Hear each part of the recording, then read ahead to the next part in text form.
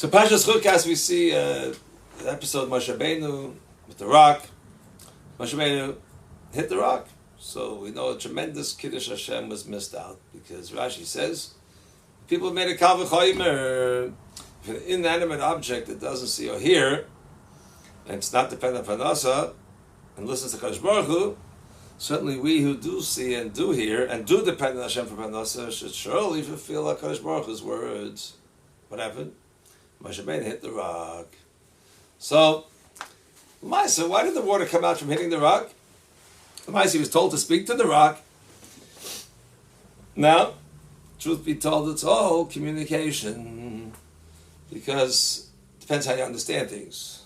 You can understand through speech. And Rahman al-Islam, we can understand through being hit. Right? What will the Kal V'chomer accomplish? That it's an inanimate object, has this nature to do Kadosh Baruch Hu's bidding, so we certainly have within it to do it also. What will happen? We believe in ourselves. We will be speaking to by Nevi'im, by Rabbanim, by Magidim, be told Moshe would listen, it would be very effective. Many times we're told in the Nevi'im, comes 48 Nevi'im, what really worked, Gedoyla Asoras Tabas, from Achashverosh to Haman, and that created tremendous tshuva by Klal Yisrael. Nevi'im didn't have the same effect because, in that sense, we don't really believe in ourselves. It's there, but really I could do it. What happens when the person gets malchus? The person has to do the Ratzon Hashem. And we know sometimes, we force him until he says, I want to do it, right? The person has to give his wife a get. Chazal decreed he has to give his wife a get, the guy's not doing it because it has to be willingly, so the Rambam says, we beat him up. Says, I want to do it. The guy says, I want to do it because I want to do it. He's doing it because he doesn't want to get beat up. But we all know the famous Rambam. Rambam says, no. Our desire is to do what Kadosh Baruch Hu wants. It's the Yetzirah holds us back. No. Person gets beat up. It's the Yetzirah getting beat up. What happens then? The Yid's Ratzah, the true desire comes pouring out. That's what a Yid wants to do. Now, isn't it a pity that he had to get beat up till he can come along to do what is really his own desire? When he was told to do it. Now, that message was lost when Moshe Rabbeinu had to hit the rock. Because he could have talked to the rock, the water would have come out. And then people would realize he could talk to the rock, and water comes out. So certainly talk to me. I hear, I'll do it also. But now you have to hit the rock. You got the water out.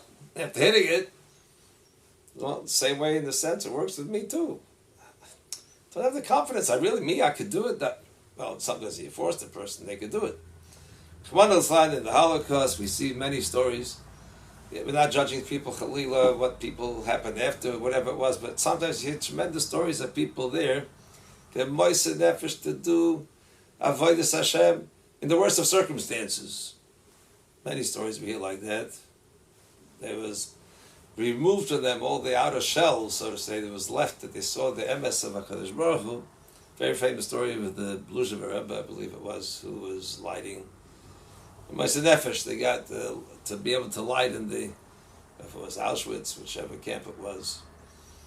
And there's 500 people there in the same bunkhouse who were going to participate in this lighting. They were staring at him. He's making the bracha. He made the bracha l'hadik ner shel Chanukah. He made the bracha shasa nism laviseinu. And he's waiting. He was looking up, and they was waiting. No, Shechiona, it's the third bracha. They were waiting, and he just kept looking around until finally he was able to bring out the Shechiona, and someone asked him, Rebbe, what happened? He said the first three brachas. How can you not make Shechiona? What was going on? He said, Shechiona? Here? In this Gehenna? You have to make a bracha to thank Hashem for living. How do you say thank you for living here? And I was looking around at these people, and everyone's eyes were eagerly anticipating the bracha, waiting for Chanukah Shechiyanu. And all these eyes, 500 pairs of eyes, were looking. How many of them in their lifetime didn't do the mitzvah of Chanukah. How many didn't do any mitzvahs? And here, in this Gehenna, they're anticipating the mitzvah of Chanukah? Oh, that's Shechianu. That's the worth living. So it happens. But why do we have to wait, Rachmana litzlan, until we get that beaten up matzav, until he comes out the Ratzon? Imagine if we would have learned that it's within us just to hear and get turned on. We all find that. We do know we want to do the Ratzon. We find it so hard and so difficult. We don't have the confidence we can do it until Rachmana litzlan, circumstances are such, and we come forth. L'maisa, we get there. But it could have come about so much easier. We could have done about Ayid. And that's the message that possibly was missed in this situation of Mei Meriva. And anyway, the other hand, L'maisa, you find that the exact opposite worked with water, with a rock. So here we're getting the water out of the rock. And Rabbi Akiva came along, Chazal tell us, and he saw a rock, and the water penetrated the rock and made a hole. Rabbi Akiva stands there, he made a kal v'chaymer.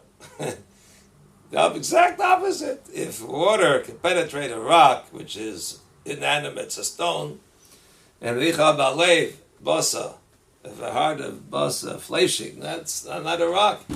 So certainly Torah can penetrate my rock, my heart. Kal v'chaymer. So I forgot who says it, but Moridik Authority says, which drop of water penetrated the rock? Which one? There's millions of drops of water fell on that rock. Do you know which one made the hole?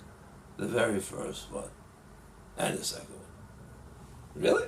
First drop of water falls on the rock, it's going to make a change?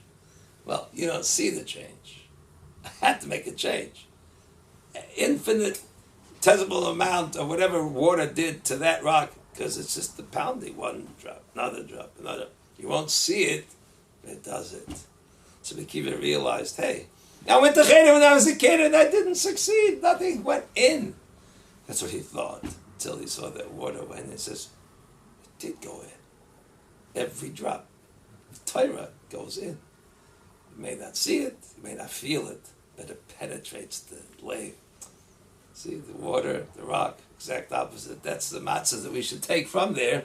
That anything we do, never give up. Something better. One time I did something better. I didn't fail if I couldn't follow through. It goes weiter. It makes hashpah, it makes a rosham, and the person can grow from there and realize there's nothing that goes to exist, that goes to waste. The person can give up. Never give up. Even if it'll end up being one time you did something and you think that you failed, didn't fail. And that should be an impetus, inspiration, fakir, to realize that it didn't get lost. And I can build on it. I'll do it again, over and over. Eventually, we'll even be nicker. It'll come to be recognizable too. And it'll can make the whole. And we know that Chazal tell us, Pischali Pesach Machat, if you make a hole like a needle, a hole, Hakadosh Baruch will expand it. Pischal Shalulam. So we have to go to that Mahalach. Now, just at the end of the Parsha, also you see that later on in the Parsha, that Amalek came in the guise of the Canaanim. They spoke like the Canaanim. Why? To trick Klal Yisrael, because they came to make a war. And if they're going to come as Canaanim, then the Yidden are going to daven that they should win over the Canaanim. Who are we talking about here? This is Amalek, don't forget. Amalek, Kaifrem. They don't believe. No, but we're going to get the Jews, because they're going to win otherwise. They're going to daven, Hakadosh Baruch Hu. So we're going to come along and come as Canaanim. The Jews are going to daven that the Canaanim should be in their hands, be victors, and we tricked them because we're really not Canaanim. So the Jews are going to daven wrong. If they daven wrong, they're not going to win. This is the guy. This is Amalek. He understands ganz good that if he can get the trick the Jews not to daven right, this is the guy speaking. Don't daven right, and we're going to win the war. And we're right. Because Chazal tells Klal Yisrael to know what to do. They dressed like Amalek. They talk like Canaan. So the Yiddish cup, that's the Amalek and the Goyish cup. They got daven Canaan. The Yiddish cup didn't know who these guys are. Hashem, just give us the enemy in our hands. Zehu. But see, the guy verstanden what the pshat is. So someone said a great line. I don't know who said this. So when they come already and dressed like the Canaanim too, Because what you dress like, you become. And you dress like Knanim, they'll be Knanim.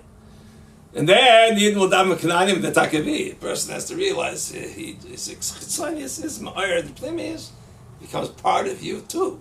You become that. People dress, they want to be whatever they want to be. And poor people dress many times, you see. But anyway, the point is that you see from Amalek, where did Amalek get this information from, by the way? Very smart people, because they learned 40 years ago. They went to war with Klal Yisrael. I'm sure they had the strategists. The people came in the army to check out strategies, the enemy's strengths, the weaknesses. They probably noticed what the Mishnah says. The Pasuk says, Moshe Rabbeinu's hands are going up, Klal Yisrael's winning. Moshe's hands are there. So they probably ask the same kasha as the Mishnah. If Moshe's hands do war? No, the Mishabed Levul Shemayim, you see Klal Yisrael looking up.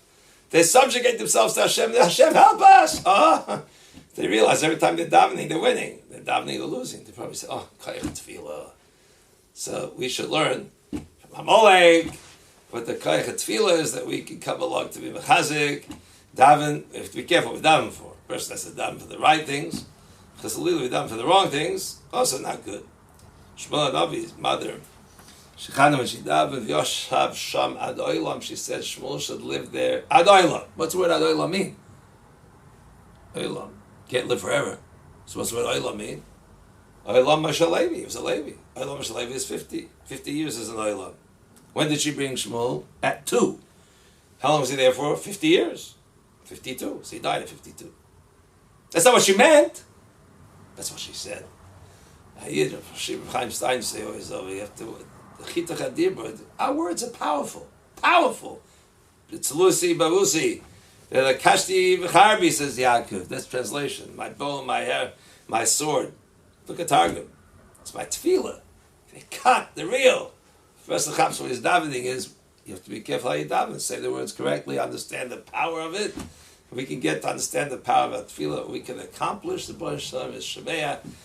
All of our tefillahs, none go to waste. Like we said, every drop. Maybe we don't see it. Maybe we don't see how the impact is, the impression is, but every tefillah is powerful.